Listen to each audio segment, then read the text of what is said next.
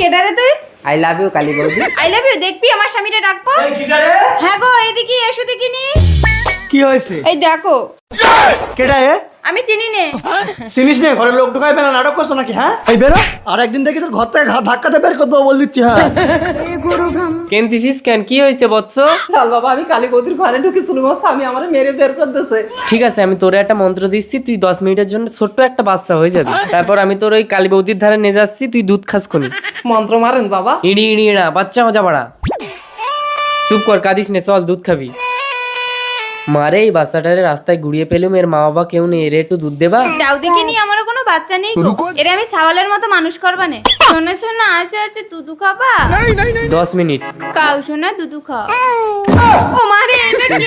হ্যাঁ গো এসো দেখিনি। কি হয়েছে?